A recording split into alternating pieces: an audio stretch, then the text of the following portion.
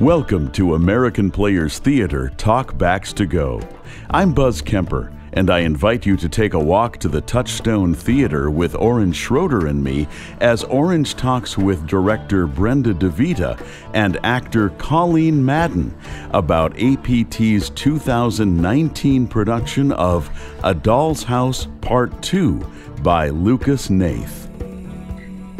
I'm talking today about A Doll's House Part 2, and I have Brenda DeVita, the director and artistic director of APT, with me, and Colleen Madden, who's playing Nora Helmer, the lead role in both A Doll's House by Henrik Ibsen and A Doll's House Part 2, although not played in this case by the same actor.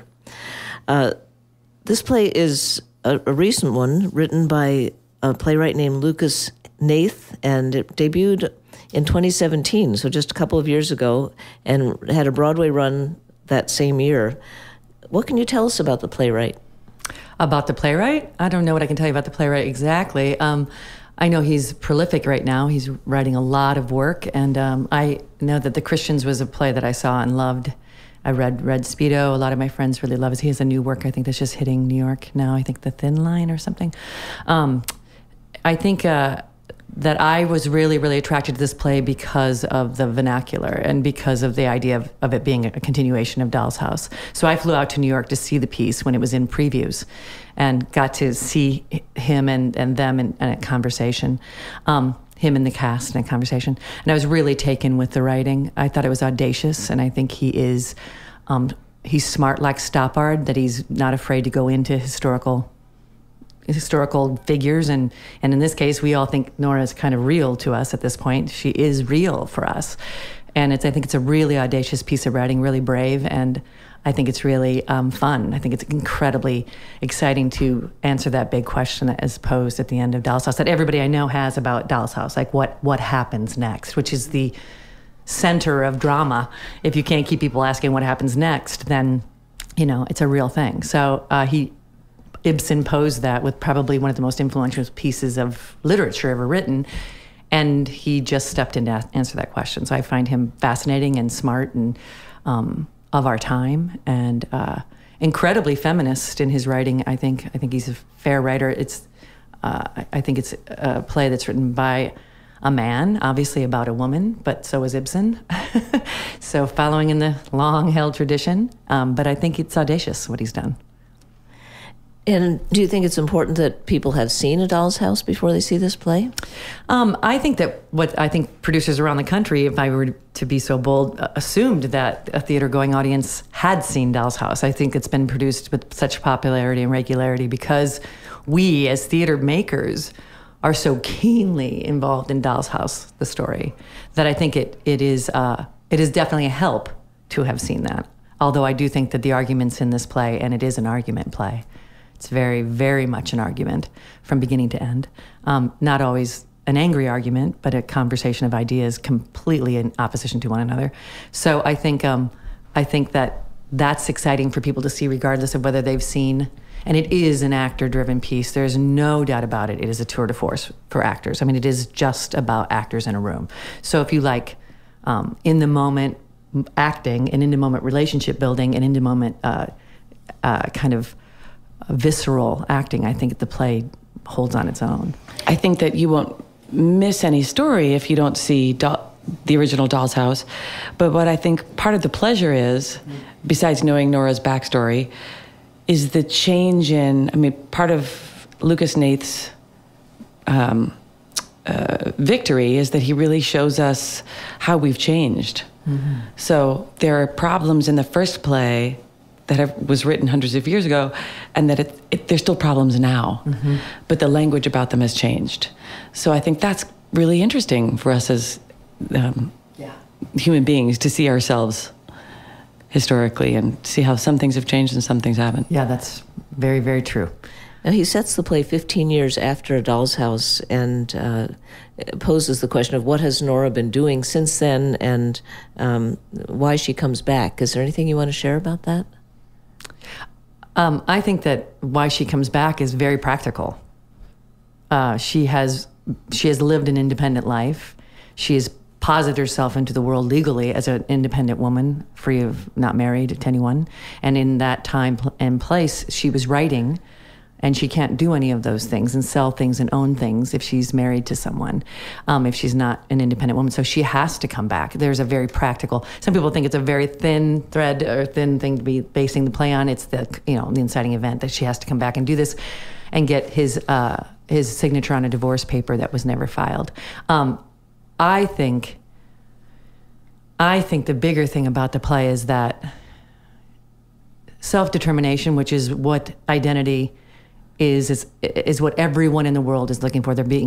If they're on a quest for something, if they're looking to be identified as who they are, to be seen and heard as who they are and who they want to be and how they identify themselves, this self-determination isn't a panacea of any kind. It's not. It reveals all of the things about yourself. And if you're really on that quest, and I think Nora in this piece is very much on that quest to see and find and be who she feels she needs to be with all the sacrifices it entails, extraordinarily crushing sacrifices it entails, that she also sees in herself the flaws in herself. And the one thing that one can never, if they are a human being, many of us find, I should not say never, many people do this, but many people can never let go of their family, no matter what, that tie that binds us. And I think her going back to visit is on the next step, in my mind, of her self-realization, that to be seen and heard, this journey that she's on, to be seen and heard and identified and respected and acknowledged, or not even respected, but acknowledged as a human by the very people she hurt. That idea, I think, is truly a transformative idea for her. That's my thought about why the internal, maybe unconscious reasons she's come back. Colleen, often when APT does two plays that are linked in some way, it's with a similar cast. But in this case, Kelsey Brennan is playing Nora in A Doll's House. Are you going to be wearing similar costumes or trying in other ways to make it seem that you're the same person? No, not at all. I mean, I think, again, the play is very different. Hnath's play is very different. It's contemporary. It's very funny. It lives in, instead of, Ibsen's Doll's House really ends with a bold stroke. And I think Hnath's Doll's House is all about ambiguity and all about in between and what people haven't said. There's a big conversation about a conversation that never happened. And it just reminds me of marriage and parenting. So really I'll be relying on my own experience with marriage and parenting. But no, I think that 15 years later, Nora is a very different person. Oh, she is absolutely. I mean, she went out to create herself, to be a very different person. She's become a novelist. She's a novelist and is quite famous. So she's... Pseudonym. No one knows who she is. Right. Yeah. Which is the sort of the crux of the play, right. Why she's come back. But so, no, I will not. I will see Kelsey in that play and I will enjoy it. But no, I won't be copying anything. It's really fun. We're going to use the same set and alter it a bit. We're going to use the same, possibly the same chairs. We are going to strip the home that it was intending to be in Doll's House, and now it's not a home, it's a house. And I think and we're going to add some contemporary touches. That's what I'm really excited about. The design team is brilliant. Drew Boyce is the set designer. They're all the same team. And Raquel Adorno, and they're the costume designer, and they're all the same team that we're using on Doll's House to reference some of the things of Doll's House. But no, the costumes are what we tried to do, just like the play. It's set in a period, so the silhouettes are very period, and the chairs are period, and the room will be period, except we'll have a contemporary touch on it, a surprise. It'll be a contemporary addition to every costume and to the set itself. I will say that I have been threatened with a haircut. Yes, an on-point hahaircut. Yes, so we'll see if that happens. Haircut. Yeah, we really want to, because the language. So it's this period setting, period silhouettes, period needs for the play to exist. This conflict for her. I mean, if it was today, this would not be a conflict. And so then we wanted to honor what Lucas did in the writing, which is it is all about the time, but it's in contemporary vernacular. So how do you do a play? I love the juxtaposition, and I know this is very, very popular right now to take a period piece and put some contemporary flares on it. But I really wanted each of the costumes to have, and the set to have, contemporary moments. Like, I'll give you one example. So Anne-Marie, who's the nanny who took care of Nora when she was little in Doll's House, took care of Nora's kids and raised the kids, right? She will be dressed just like she was in Doll's House. Sarah Day's playing it, Nurse. Be dressed just like Anne-Marie in Doll's House, basically. But she'll have tennis shoes on because they're so much more comfortable to do her work in the house in. So we wanted to, the play is full of contradictions, and I was writing a bunch of them down for my design team, but it's period and contemporary. It's comedy, but it's visceral tragedy on some points. It's certainty and doubt, hand in hand, certainty in their arguments, full of doubt that what they are doing is actually the best thing. Love, I think they deeply love each other and they hate each other. They need each other, they're independent of each other, they're fearless and they're afraid. So the consequences of those kind of conflicts are what the play is about, I think. And you mentioned the children, especially Emmy, who was the daughter that was left, and in A Doll's House at APT, I understand the actor playing this role is 7 months old. Yeah, that was inspired. I went to see Ferryman in New York, and if you haven't seen Ferryman, run, go quickly, see it whenever you can. And they had a baby on stage, and it wasn't gimmicky.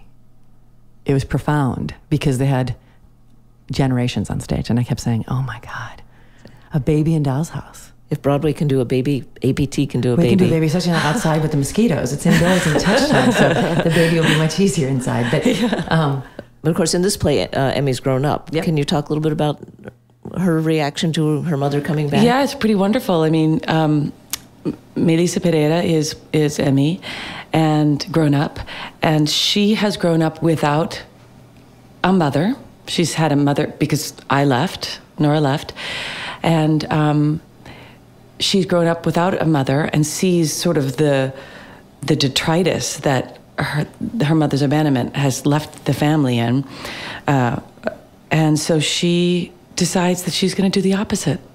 She's going to be a paragon of femininity, and she's going to marry the man she loves.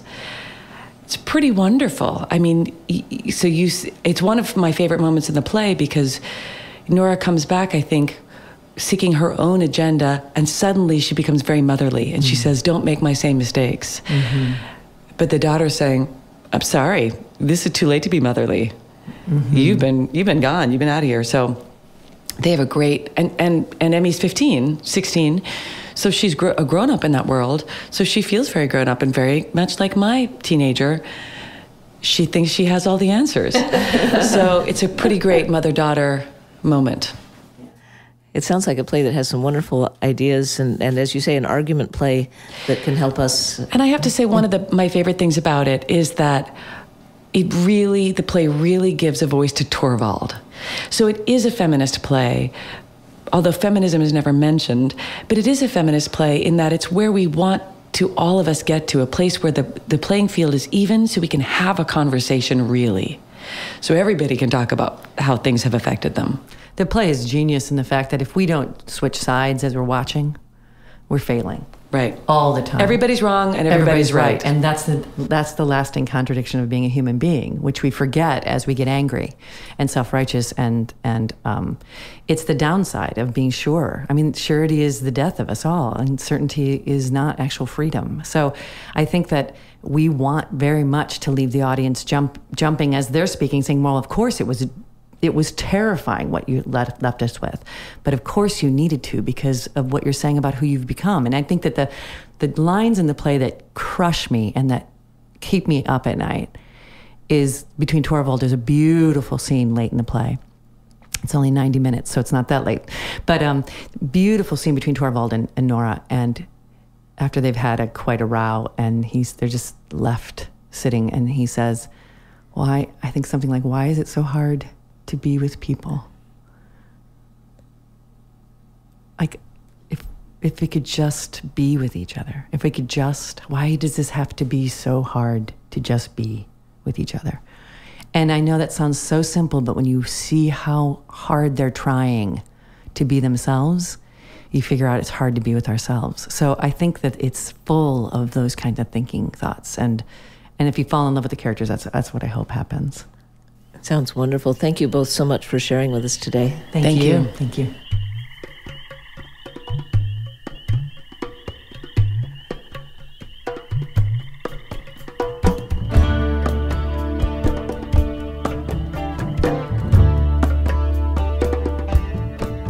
American Players Theater Talkbacks to Go is a co-production of Orange Tree Imports and Audio for the Arts. Please find us on iTunes and YouTube under APT Talkbacks to Go. Our theme song is called Play in the Woods and is written and performed by myself, Ben Ferris, Tyler Willenbrink, Noah Gilfillan, Elliot Gilfillan, Grant Blaschka, and Susan Hofer. With Oren Schroeder, I'm Buzz Kemper. Thank you for listening.